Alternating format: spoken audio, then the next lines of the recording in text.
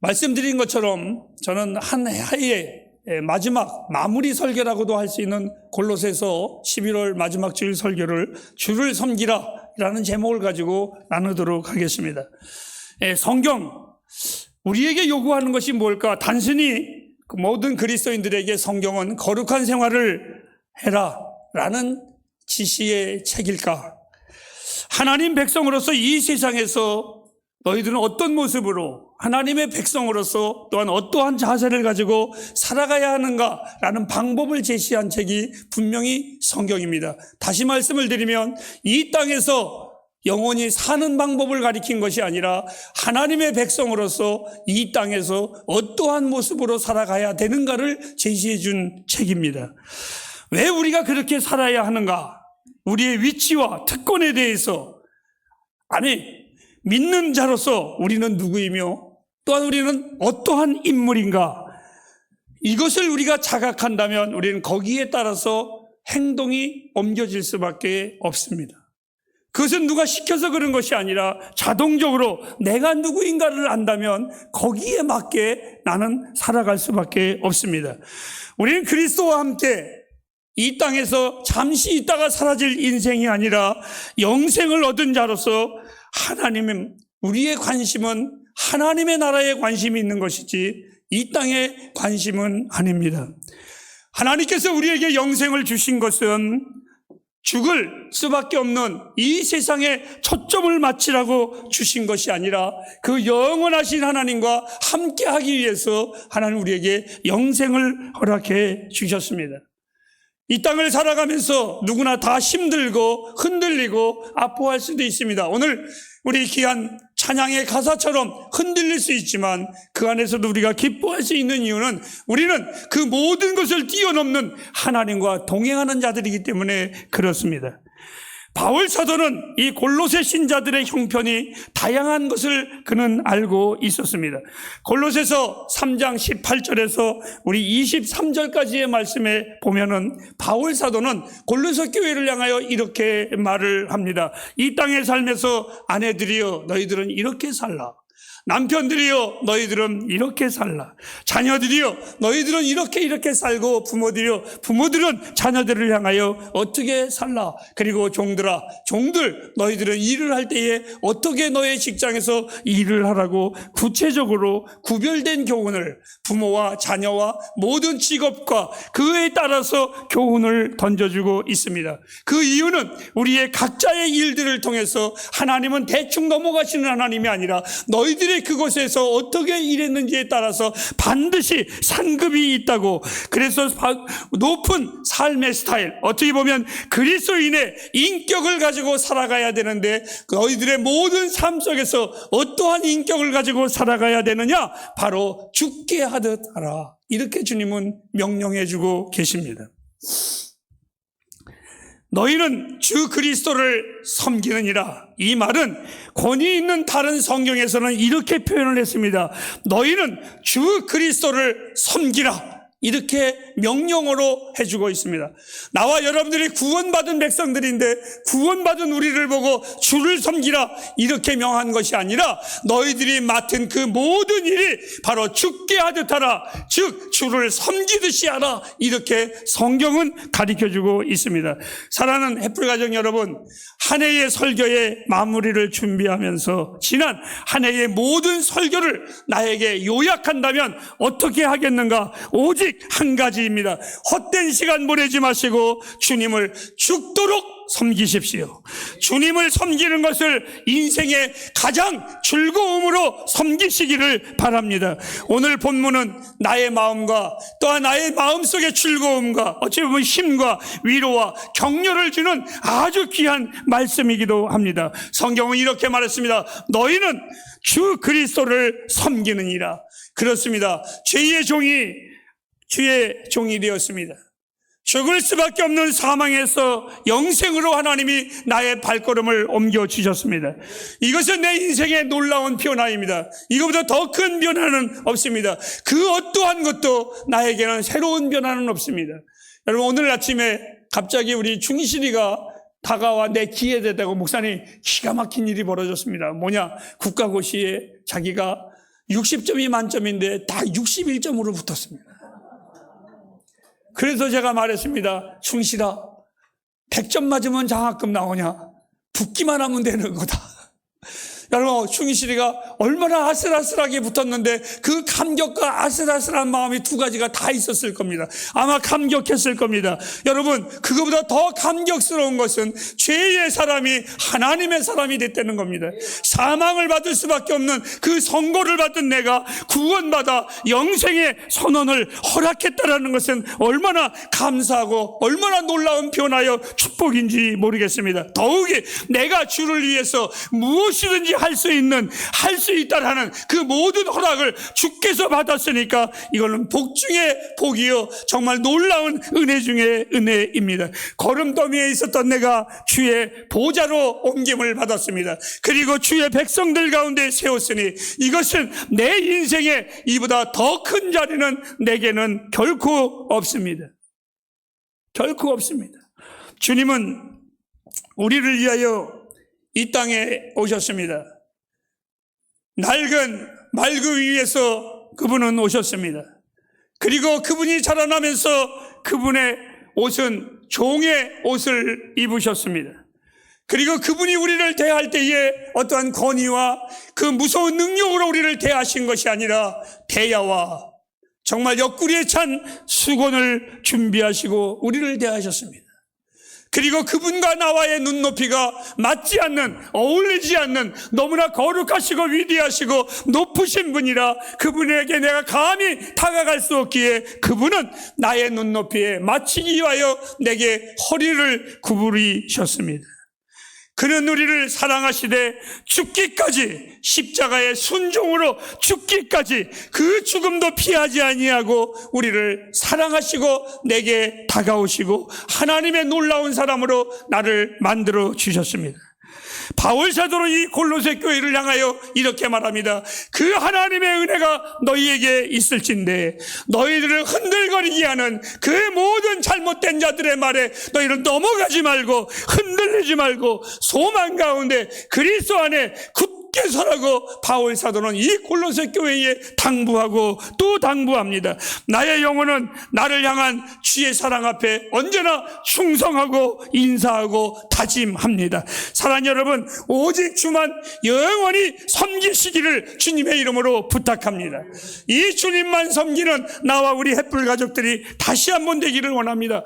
이제 오늘 저는 이 말씀을 통해서 두 가지로 나누어 보았습니다. 첫째로는 너희는 그리스도를 섬기느니라. 이것은 일상생활에서 여러 가지 행위로 주님을 섬기시기를 바랍니다. 이 본문의 내용은 그때 당시에 높은 자들보다는 오히려 낮은 자들을 향하여 더 많이 말씀을 하셨습니다. 골로새 교회의 성도들은 사실상 뛰어난 자들이 있지를 않았습니다. 대부분 그 당시에는 종이었었고 노예였었습니다. 그러니까 종과 노예의 말들이 있으면 당연히 그들의 입에서 나오는 것은 불평과 불만과 불평등의 그 고난이 분명히 있었을 것입니다. 그래서 바울은 그들에게 말을 하기를 너희는 그러한 자들에게 항거하지 말고 라고 이렇게 말했습니다. 무엇이라고요? 너희는 그들에게 불평불만하지 말고 그들에게 대항하지 말고 그들에게 데모하지 말고 오히려 너희는 죽게 하듯 하라고 이렇게 오히려 권면해주고 있습니다. 그 이유가 두 가지가 있었습니다. 하나는 너희는 그리스도인이라고, 너희는 하나님의 사람이기 때문에 그렇게 살아야 한다고. 두 번째로는 또 하나는 너희는 이 땅의 상급이 아니라 영원한 하늘의 상급이 있기 때문에 절대로 너희들은 그렇게 살지 말라고 권면해주고 또 권면해주고 있습니다. 당시 진정한 그리스도인은 주님을 처음과 끝으로 언제나 삼았습니다. 그들의 삶의 터전에서 그들은 하나의 일꾼으로 살아간 것이 아니라 그들의 모든 삶 속에서 다시 말해서 선교사의 노릇을 했습니다. 그래서 초대교회에 보면 날마다 구원받은 백성이 더하였다고 성경은 가르쳐주고 있습니다. 여러분들이 있는 곳에서, 일하는 곳에서 즐거움을 나타내시기를 바랍니다. 제가 본의 아니게 우리 성도님들 다이지만 그 중에 제가 알고 있는 두세 분을 소개하려고 합니다. 한 분은 우리 오순희 집사님이십니다. 지금은 은퇴해서 그만두셨지만 은퇴라고도 할 것도 없는 열악한 환경 속의 직장이었습니다. 그런데 저 집사님은 그 직장을 향하여 불평불만 저에게 한 번도 하지 않으시고 늘 그리스도인으로서 나는 끝까지 최선을 다합니다. 열심히 하셨습니다.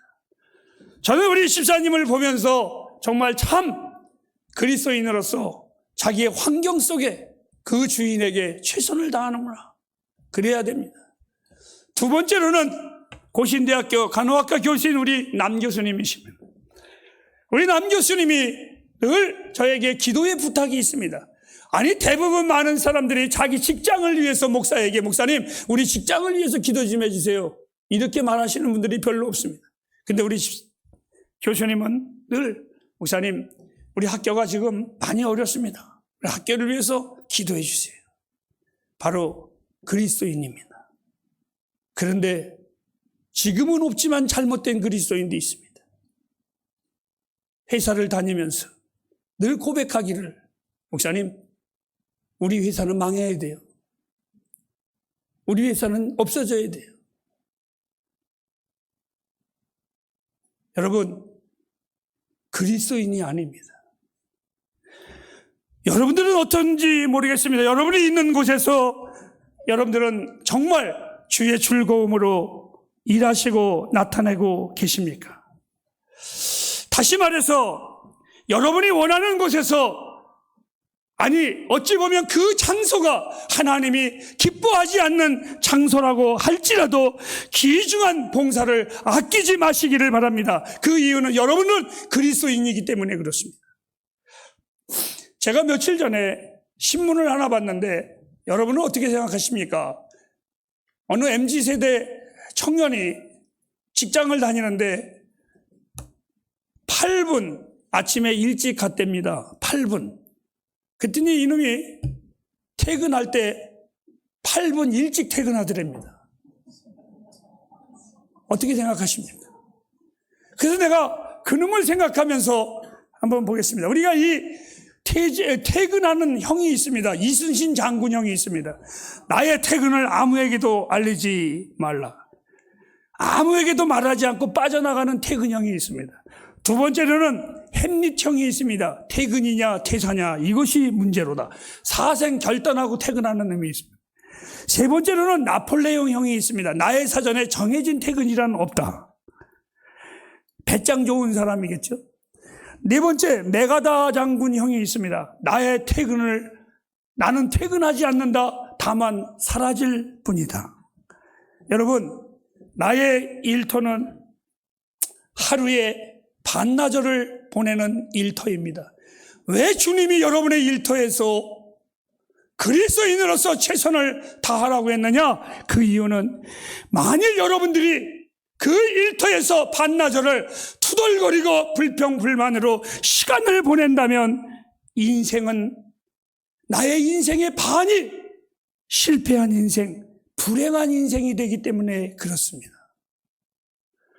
오늘 우리 그리스도인들은 가장 매력적이고 자랑스러운 장식은 즐거움과 기쁨입니다. 주께 하듯 하시기 바랍니다. 하나님을 향하여 사는 사람은 그 어느 곳에서도 속하지 않습니다. 소금은 어느 곳에든지 맛을 잃지 않습니다. 빛은 작든지 크든지 어떠한 어둠 속에서도 그 어두움을 능히 이기게 되어 있습니다. 사랑하는 여러분들은 다 목사가 아니지만 나는, 여러분들은 I am Christian, 나는 그리스도인입니다. 여러분이 다 목사는 안 됐지만 여러분들은 분명한 그리스도인입니다. 주께서 일을 맡겨주셨으면 그것이 주의 일입니다. 하찮아 보일지라도 최선을 다하시기를 바랍니다. 주를 위하여 바친 냉수 한 그릇도 여러분 상급이 있는데 하나님이 주신 일터에서 일을 할 때에 주님이 그냥 넘어가시겠습니까? 아닙니다. 주를 섬긴다면 그 상은 상상할 수 없을 것입니다. 여러분 잘 섬기시기 바랍니다. 기쁨으로 주를 섬기시기 바랍니다. 두 가지만 더 할까요? 탁월하게 일하십시오. 좋은 여러분 직장인이 되시기를 바랍니다. 그리고 분명하게 바르게 일하시기를 바랍니다. 즉 정직하게 일하시기를 바랍니다. 여러분은 진심으로 주를 섬기는 자들이라면, 여러분들이 정말 그리스도인들이라면 그렇게 일하십시오. 혹이나 주를 위하여 아무것도 하지 않는 것은 죄입니다. 다시 묻습니다. 우리가 온 영혼을 다해서 그리스도를 섬기는 것, 여러분의 삶에 최선을 다하는 것입니다. 이제 마지막으로 한 가지만 더 하겠습니다. 설교의 마지막 대지입니다. 이것은 나에게 가장 흥미롭고 여러분에게도 그럴 것입니다. 그것은 주를 위하여 특별한 일하기를 하나님은 원하십니다. 여러분은 잘 모르겠습니다. 하지만 저는요, 내 안에 쉼없이 주를 위하여 무엇인가를 일하고 싶은 충동이 언제나 있습니다. 만일 내가 은퇴하면 어떻게 해서 주의 일을 할까? 어떻게 해서 영원한 삶을 위해서 내가 준비할까? 늘 내 안에는 늙지 않는, 쉬지 않는 그러한 하나님에 대한 갈망이 있습니다. 어떤 사람들은 저에게 도움을 받으면 감사하고 또한 사랑의 표시도 보내기도 합니다. 정말 고마워하고 정말 즐거워합니다. 그러한 사람들에게 저 역시도 고맙고 감사합니다. 얼마나 좋은지 모르겠습니다. 하지만 나의 영혼을 죄에서 구원하시고 영원한 생명을 허락하신 그리스도를 위해서 우리는 얼마나 감사하고 있는지 모르겠습니다. 햇불가족 여러분, 제가 설교를 마치면서 두세 가지 여러분에게 제안을 합니다. 하나는 주를 위하여 많은 이야기를 하십시오. 주를 위해서. 저는 우리 주님이 참 좋거든요. 그래서 늘 주님 이야기 많이 합니다. 주님 이야기 정말 많이 하십시오. 여러분을 구원하신 분이라면 자랑하십시오. 자랑하십시오. 두 번째, 주님과 많은 교제를 하십시오. 이것은 주님을 즐거워하는 것입니다. 요한복음 12장 20절에 주님은 내 이름으로 있는 곳에 내가 그와 함께 있다고 하셨습니다. 여러분의 인생길에 늘 주님과 교제하십시오. 늘 주님과 동행하십시오. 세 번째로는 주의 교회를 돌보십시오. 여러분, 하나님이 우리에게 친절한 행위를 보일 수 있는 주의 몸된 교회를 허락해 주었습니다. 주의 교회를 돌보십시오. 여러분이 주님을 사랑한다면 교회를 반드시 돌보게 되어 있습니다. 우리 교회가 필요할 것이 무엇인가? 우리 교회가 원하는 것이 무엇인가? 그냥 나는 그리스도인으로 햇불교회 교인으로 있다가 사라지는 그러한 자가 아니라 교회를 돌보십시오. 어느 날 베드로가 잘못하고 주님 앞에 돌아왔을 때에 그가 회개했을 때 주님은 베드로야, 이제는 다시는 죄짓지 말고 정말 이렇게 살아라 라고 말하지 않냐고 이렇게 말씀하셨습니다. 베드로야, 내 양을 치라. 내 교회를 돌보라. 내 백성을 돌보라 라고 말씀하셨습니다. 햇불이요, 사랑은 낭비가 없습니다. 어느 날 귀중한 옥합을 깨뜨린 여인이 주님 사랑함으로 그 귀중함을 깨뜨렸을 때에 주님은 마가복음에 이렇게 말씀하셨습니다. 복음이 전파되는 곳에서 이 여자의 일이 언제나 기록될 것이라고. 사랑하는 햇불가정 여러분, 한 해의 마무리 설교를 하면서 그리고 설교를 마치면서 우리 햇불교회에 만일 나에게 마지막 유언이라는 설교를 부탁한다면 저는 이렇게 유언하겠습니다. 소망 가운데 흔들리지 말고 여러분은 그리스도를 섬기시기 바랍니다. 기도하겠습니다.